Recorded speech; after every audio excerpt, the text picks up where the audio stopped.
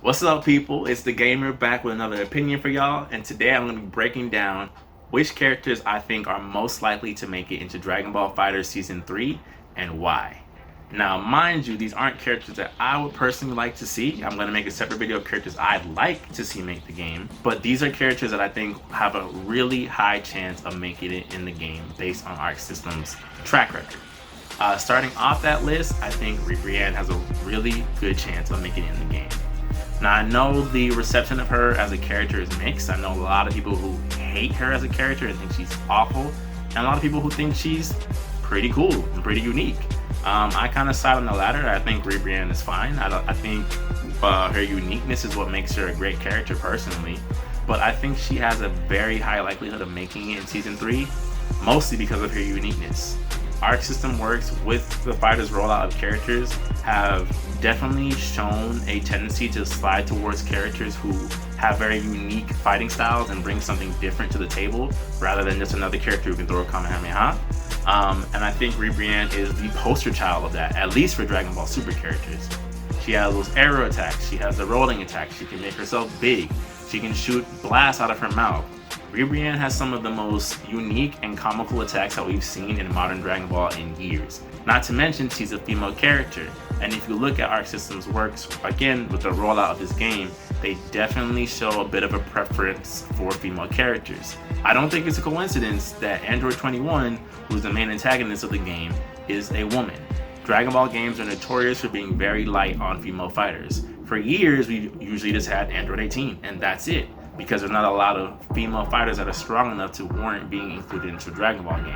I think they've definitely made an effort to include as many female fighters as they possibly can, while also catering to the more popular characters. So I don't think it's a coincidence that Videl was made as a playable character for the game, and obviously Android 18 made it to the game. So I think, Brienne being a female, as crazy as that sounds, helps her chances of making it in the game. I personally would love to see more female fighters in the game, so I think that's great. Secondly, this second one is a little bit more tricky, mostly because for whatever reason they don't seem to want to put him in the game, but I think Master Roshi has a really good chance. And if not Master Roshi, then probably Pikkon. Why I think Master Roshi will make it is because he's been super popular on fan request lists of characters they want to see in the game. People want to be able to play as Master Roshi. Master Roshi is screaming for that ArcSystem treatment. He's super unique, he has a bunch of really diverse and interesting attacks, and I think he'd be a great character. He's also the only character missing from the Universe 7 roster. All the other characters who made it to the selection for the Universal Survival arc are already in the game. He's literally the only character who was not in the game from that arc. It would be great to put him in. The only reason why I think that they might not put him in and why they haven't put him in so far is because he can't fly. Granted, there's a million and one workarounds for that, right? We've seen games where they've made characters who can't fly. Give him a jetpack.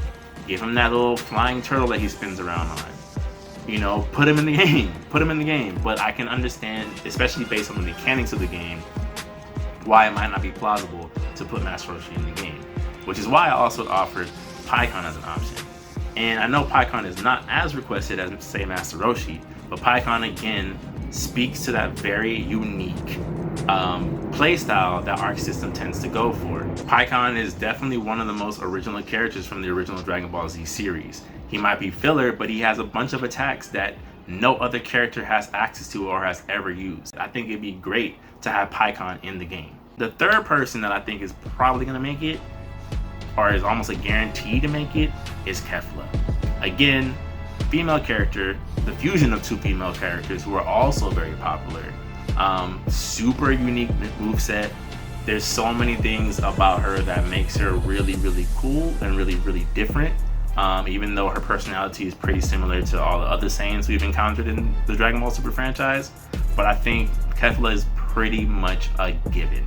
I don't know if I have to go into too much detail as to why. She's been super requested. Again, her moveset is really unique, and also she's another female fighter, and probably the most powerful female fighter that the franchise has seen so far. And lastly, because Kefla is pretty much going to make it into Season 3, if they have a Season 3, you gotta add Ultra Instinct Goku.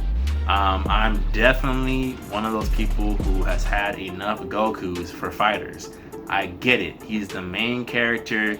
Has all these different forms and all these different transformations, but you know, ArcSystem tends to have gone with the less is more approach. Obviously, with the roster is not too bloated, and they're going for, again, uniqueness and the quality of the character.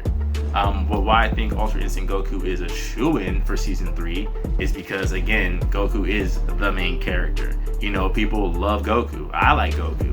You know, I just don't want to see more of him in this game. But, you know, he's a very popular character, and Ultra Instinct is probably one of the coolest transformations that have been introduced into the modern Dragon Ball franchise. Not to mention, Jiren's already in the game. So if you're talking about dramatic finishes or just really interesting, cool, like Easter eggs, he is littered with them. He can have a dramatic finish with Kefla. He can have a dramatic finish with Jiren, one where he beats Jiren, another one where he loses to Jiren.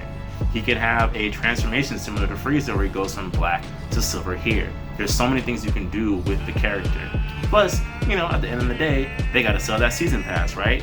If you include a roster with Brienne, Master Roshi, and Kefla, that might not be enough to make people want to part with their hard-earned money. But you throw in Ultra Instinct Goku, and now everybody wants it day one, and they will wait months to be able to play with that character.